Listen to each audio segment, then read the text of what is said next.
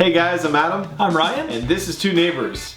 Well, Ryan, what do we have for these wonderful people today? Alright, so long time no see, guys. We are back with part of our Saturday doubleheader, and we are back doing part 2 of the American Revolution. If you guys did not see part 1 yet, I will leave a link right up here or wherever it goes, and I'll put a link down in the description as well, so check out part 1 or you'll be very confused. Alright, we're doing part 2 because we want to learn more about our neighbors to the south, you know, being Canadian and all, so it's always good to know some American history, so Absolutely. let's fucking rock and roll. Alright.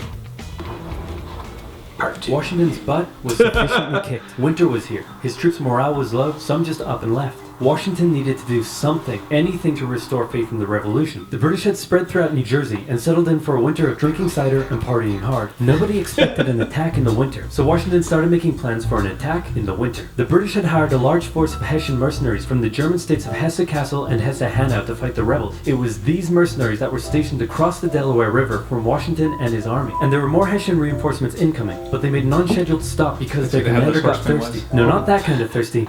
That kind of thirsty. It was Christmas Eve and a blizzard outside when Washington heard the Hessian defenses were down, and he decided to attack. He made a perilous crossing of the icy Delaware River with 2,400 men and marched 9 miles to Trenton, where he caught the Hessian forces completely off guard. After a short but fierce battle, the Hessians surrendered in droves. It was a much-needed victory that sent a clear message, not only to the British, but to Americans across the colonies. The war was far from lost. General Cornwallis led the British forces south to counterattack the Americans, but in a series of battles, Washington's defensive positioning and flanking maneuvers defeated the British 3 times in 10 days, and the British decided to abandon southern New Jersey for the rest of the winter. Washington finally set up a winter camp in Morristown, but for the Americans, there was much less partying than the British. Elsewhere, the British had taken Newport, Rhode Island, because it was a good naval base. In the south, they failed to take Charleston, South Carolina, which left British loyalists unsupported and vulnerable to more harassment and even mass expulsion. Congress sent Benjamin Franklin to France on a mission to convince them to join the war, and while the French generally loved any opportunity to hoodwink the Brits, they didn't want to join unless it was a sure win. So for now, Franklin spent his days chilling out and chasing tail. The British Parliament couldn't believe the war wasn't over yet, and the pressure was on to end it. So the British came up with a plan.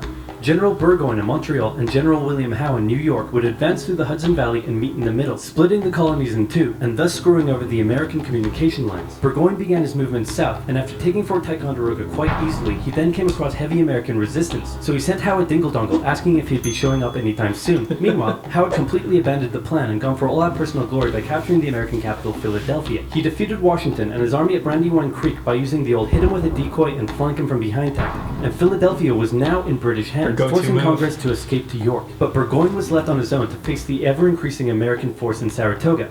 American General Horatio Gates teamed up with our old friend Benedict Arnold to deal one final blow to Burgoyne's army. Arnold wanted to take the fight to the British, but Gates wanted to wait for the British to come to them. After a heated debate, Gates, the senior officer, told Arnold to go to his room, but Arnold defied his orders, and at the Battle of Bemis Heights he charged at the British and obliterated them. Great job, Horatio. By the way, what happened to that other guy who was in Saratoga? Who? Benedict Arnold. Never heard of him. Ouch. Hey George, didn't I do a great job? Taking Philadelphia and all? Didn't I? You're fired. Both Burgoyne and Howe returned to Great Britain, leaving British General Henry Clinton to take charge of the war. And the war was about to take a nasty turn, because with the victory at Saratoga, the French were finally ready to join the Americans. Alright Benny, we're in. Hey, isn't this kind of funny, you know, because you're a republic trying to overthrow an absolute monarchy, and I'm an absolute monarchy helping you? Like, could you imagine if your revolution inspired my people to revolt against me, and then they imprisoned me and all my family, and they chopped all of our heads off? Could you imagine? That's called foreshadowing. For now in America, winter was here once again, which meant yet more disease, more starvation, and even a little mutiny. After losing Philadelphia, Washington's job was again on the line. But suddenly, a Prussian guy with a very fancy name, hired by Benjamin Franklin, showed up out of nowhere and said, "Hey, I'm here to give your men a European military training." And train them he did. They learned how to shoot accurately, how to march in formation, where to poop and where not to, and strict punishments were handed out to any who didn't comply. Washington's army came out of the winter in 1778 a new and improved force, ready to take Philadelphia back from the British. In the end, though, they didn't have to. With the French entry into the war, the British ordered General Clinton to evacuate Philadelphia and consolidate all of the British forces in New York. So Washington sent Benedict Arnold to reoccupy and secure the city as he pursued the British through New Jersey on land, eventually finding a good opportunity to attack at Monmouth Courthouse. The battle took place on a sweltering hot summer's day, and as many soldiers died from heat stroke as they did from battle. In the end, after some incompetence/borderline treason from Washington's second in command, it was a draw. And in this war, a draw is kind of a victory for the Americans. Next up, let's talk about this guy. This is John Paul Jones. John Paul Jones is handsome, Scottish, Bassist and of Led absolutely Zeppelin. insane. When the war first broke out, Different guy, everyone was maybe. like, how did the colonies expect to stand up to the might of the British Navy with their meager fleet of converted merchantmen? Yep, try telling that to John Paul Jones. This guy sailed to the British Isles, somehow captured a British ship off the coast of Ireland, and brought it back to France. Then he returned, attacking more ships, raiding towns, and evading capture the entire time. These are basically pirate tactics. But hey, if it works, it works. In one incident, he captured a British ship and returned to a Dutch port without an official ensign because his was lost during the battle. That's a big no-no and can have you arrested as a pirate. The Dutch helped him out by quickly creating a design based on Benjamin Franklin's description of what the American flag should look like, and they entered it into their records as an official US flag. What they came up with looks pretty cool. The whole campaign probably played heavily on British morale and brought into question their ability to win the war. And fun fact, he was so cool that one of the towns he raided in 1778 gave him an official honorary pardon in 1999. Keep ripping in heaven, John Paul Jones. What the Continental Navy was lacking in resources, the French entry into the war made up for. The French began with naval skirmishes in the English Channel, and they sent a large fleet to America, although it sustained a lot of damage in a storm off Rhode Island. The Americans were hoping for a bigger commitment from the French, so John Adams went to France to help Benjamin Franklin continue negotiations. Oh good, you're finally here. Check this out. Hey ladies, I'd like to fly you like a kite, because you're electrifying. Isn't this great? Is this what you've been doing? Yeah, why? We were sent here on a diplomatic mission to secure military support from France, not to philander with the locals. Wait, no, ladies, come back. Worst wingman ever. But the Americans would get some more help. The Dutch provided aid, although they never formed an official alliance. More significantly though, the Spanish, who had already been providing aid, officially joined the war in June 1779. They would provide support in the Midwest and the Gulf Coast, campaigns that heavily impacted the Native American tribes in those areas. Both sides actually enlisted the help of Native American tribes throughout the war, sometimes even pitting those tribes against each other. In the summer of 1779, after a series of raids against the Americans by the Iroquois, Washington organized an expedition that burned down more than 40 villages, forcing the tribes to relocate to Canada for British protection. And another group that shouldn't go unmentioned were African Americans, both free and enslaved. They joined both sides of the war, hoping to gain their freedom. But afterwards, many were simply returned to slavery, particularly those who had fought for the Americans. Despite owning slaves himself, Jefferson had written a condemnation of slavery in the Declaration of Independence, but out of fear of offending the southern colonies, this was removed from the final draft. For the same reason, the American Army stopped enlisting African American men in 1775, a policy that Washington, a slave owner himself, supported, but they were forced to reverse the policy after the British promised freedom to any slaves who joined them. In general, you stood a better chance of gaining freedom if you fought for the British. However, even those that left with the British after the war suffered mistreatment and discrimination in their new lives outside of America. Our good friend Benedict Arnold is now in charge of Philadelphia, having a good time, partying down with and even marrying a member of the Philadelphia elite. The same elite that had partied down with the British when they controlled the city. And suddenly, the people of Philadelphia, including the state governor, started accusing Arnold of having pro-British sentiments. To keep the people happy, Washington wrote a letter rebuking Arnold, calling his conduct imprudent and improper, and that was too many ouchies for Benedict Arnold to handle. He asked Washington to put him in charge of the fort at West Point. Then he contacted the British, offering to hand the plans of the fort over to them and join their side. Our good friend Benedict Arnold is our good friend no more. Luckily, the treasonous plans were discovered on a captured British officer, but Arnold managed to escape before he was arrested. As a British brigadier general, he would go on to lead raids against American cities, most notably his raid of Richmond, Virginia in 1781. His betrayal shook George Washington, who had once again set up camp at Morristown. His leadership somehow held the Continental Army together through the harshest winter of the war. We're entering 1780, and Parliament was hopping mad that the war still wasn't over. The British debt was soaring, and despite taking parts of Massachusetts in late 1779, the North was in a stalemate, so the British decided to make a major shift in strategy to the south, an economically rich area with a higher level of support for the British, or so the British thought. A year earlier, they had captured the underdefended city of Savannah, Georgia easily, and a joint American-French counter-siege failed. Now, they laid siege to Charleston, South Carolina. It fell within months, with thousands of American troops surrendering to the British, a costly defeat. The British quickly moved to take control, and they sent stereotypical Hollywood villain with a British accent Bannister the Butcher Tarleton into the backcountry, where he hunted down rebels and destroyed them with ruthless brutality. The British presence also inspired local loyalist militias in the backcountry to rise up against their persecutors. The British really seemed to be onto something with their new strategy, and the ball was very much in Washington's court. I'm gonna send my most loyal general, Nathaniel Greene, to the south to stop the British. Gonna have to overrule you there, George. We're sending hero of Saratoga and your biggest rival, Horatio Gates. Watch this, George. I'm gonna save the day again, everybody will love me, and I'm gonna get your job. Here I go. And he got into one battle with Cornwallis, got annihilated, and ran away. Alrighty, let's go with your guy. Nathaniel Greene knew the British outnumbered his own forces and wouldn't be defeated with conventional tactics, so he had to think outside the box. He split his army into two, said, "Hey big boy, look at me," and then they went running in two different directions. Cornwallis sent Tarleton after Morgan, and he caught up with him at Cowpens, where Morgan proceeded to kick Tarleton's butt. Then the two led Cornwallis on a wild chase through North Carolina, his bigger and better equipped army much heavier and slower than Greene's quick and mobile troops. Greene led Cornwallis further and further from his supply line, then crossed the Dan River into Virginia, picked up some reinforcements, and turned back to face the now exhausted British. At the Battle of Guilford Courthouse, the two sides engaged in vicious close combat. Cornwallis, fearing loss, fired his big guns into the chaotic fighting, cutting down many of his own men. Greene retreated, giving Cornwallis the victory, but Cornwallis lost a quarter of his men in the fighting, so it felt much more like a British defeat.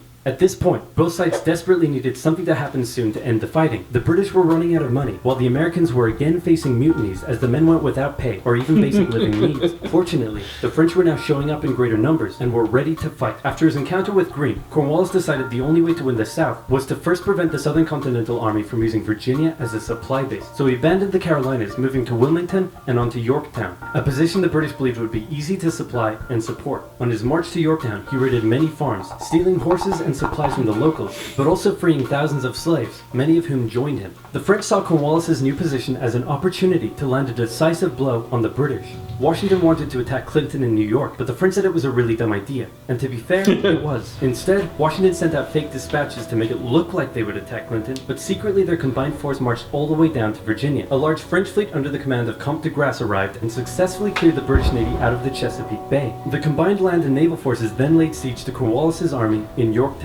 The American and French forces tightened in around the city, raining artillery down on Cornwallis, who desperately appealed to Clinton for aid, but Clinton was unusually chilled out about the whole thing. Cornwallis held out for nearly a month before he had no choice but to surrender. Over 7,000 British troops were captured, a crushing defeat, and with that, Parliament had reached the end of its rope. The war just wasn't worth it, and it needed to end now. The British still held New York, Charleston, and Savannah, but fighting between the two sides mostly ceased as peace negotiations opened up in Paris. The resulting treaty in 1783 saw Great Britain remove its troops from American soil, recognize U.S. independence, and cede territory up to the Mississippi River. In return, the Americans agreed to pay any debt still owed to Britain, and gave fair treatment to any colonists who had remained loyal to the crown. The Spanish got Florida, while the French got an economic crisis that led to its own revolution a decade later. Washington retired to his home in Mount Vernon, wishing his men farewell by saying, "I most devoutly wish that your latter days may be as prosperous and happy as your former ones have been glorious and honorable." He hoped to live out the rest of his days in peace, but unfortunately for him, a number of people wanted him to be the first leader of the new country, and by a number of people, I mean literally everyone. The first election campaign in American history was basically a grassroots effort to convince Washington to accept the office. He was sworn in on April 30th, 1789, and himself established many of the standards and limitations of what the American leader should be. First of all, there was debate on what he should be called. Is he a king? Is he our glorious leader? In the end, they went for a word that at the time was pretty modest.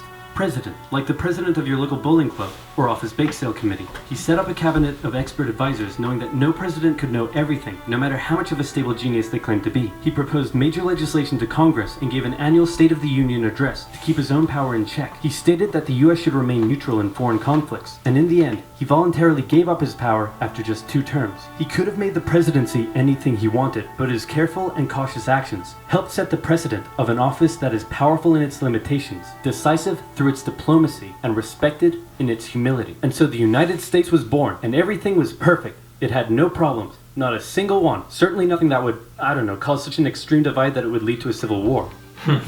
Alright, so I guess that's the end of it. Yeah. Well, so because of George Washington, the whole 2-term thing, is that why they still do 2 terms? That's a good question. I would Our American viewers, please answer our question.